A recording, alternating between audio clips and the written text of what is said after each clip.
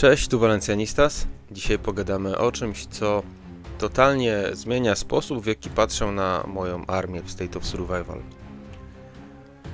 Jeżeli tak jak ja masz czasem wrażenie, że twoje składy wojskowe są jakieś nijakie, bez mocy, bez głębi, to mam coś dla ciebie.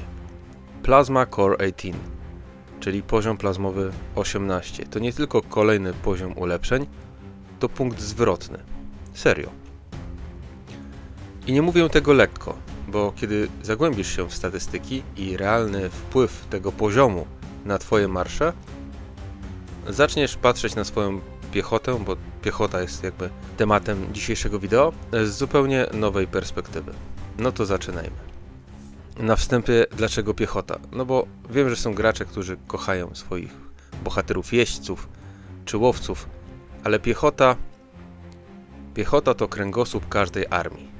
Zwłaszcza w marszach i rajdach, bo to właśnie ich mamy najwięcej. Statystyki graczy jasno pokazują, że piechota stanowi średnio 60% całkowitej liczby jednostek w marszu. I nie bez powodu piechota ma dwie najważniejsze cechy. Zdrowie, czyli ile ciosów potrafią przyjąć, i obronę, czyli jak dobrze potrafią te ciosy zneutralizować. I właśnie te dwie statystyki grają główną rolę, kiedy mówimy o przeżywalności naszych jednostek. A co za tym idzie? O wygranych albo przegranych walkach. Weźmy na warsztat żołnierzy piechoty poziomu Plasma 15. Ich bazowe statystyki to zdrowie 33, obrona 34 jednostki.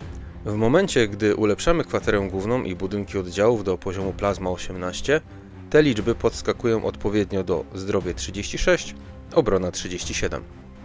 Na pierwszy rzut oka tylko plus 3 punkty do każdej statystyki. No nie oszukujmy się, wygląda to mało spektakularnie, prawda?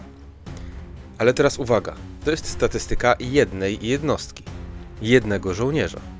A teraz patrzmy szerzej, z perspektywy całego marszu. W tej chwili mój standardowy marsz, bez żadnych wzmocnień, posiada 184 535 jednostek piechoty w swoim marszu. I teraz przeliczmy to na konkrety.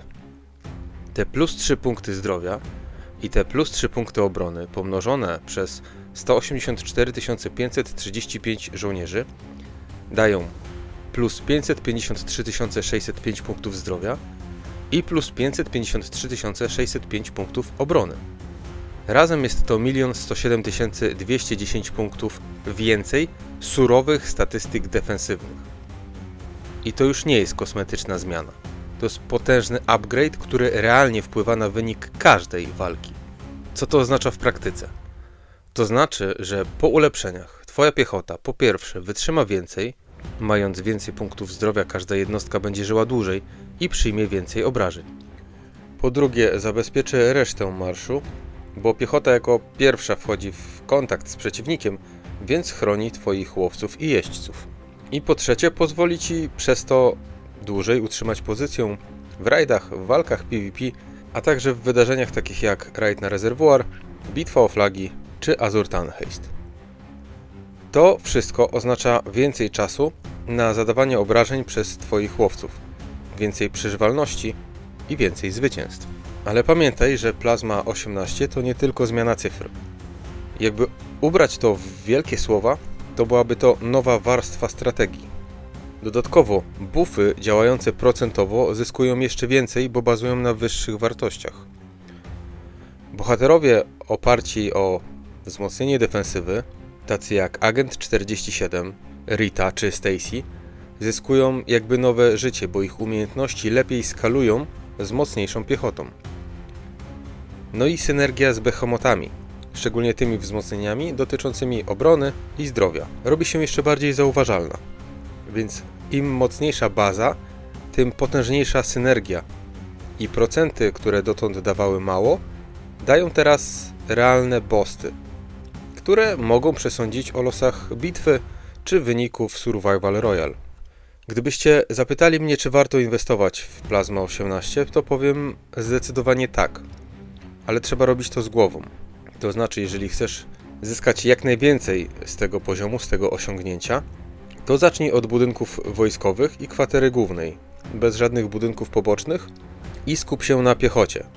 Każdy z nas ma ograniczone zasoby plazmy i polimeryzowanej plazmy, więc zawsze punktem pierwszym niech to będzie budynek piechoty. I jeżeli dotąd miałeś wrażenie, że twój marsz jest taki to plazma 18 pozwala ci przebić sufit. To nie są tylko 3 punkty, które wydają się, czytając statystyki z budynku piechoty. To jest ponad 1 000 000 punktów przewagi. I to robi różnicę. I to tyle. Dzięki za oglądanie. Mam nadzieję, że poradnik był pomocny. Jeżeli tak, to dajcie łapkę w górę, subskrybujcie, napiszcie komentarze. A może nie zgadzacie się z tym, co powiedziałem i wymieńmy się tutaj kontrargumentami. Do zobaczenia w kolejnym filmie. I pamiętajcie, silna piechota to silna armia. Zróbcie z tym porządek.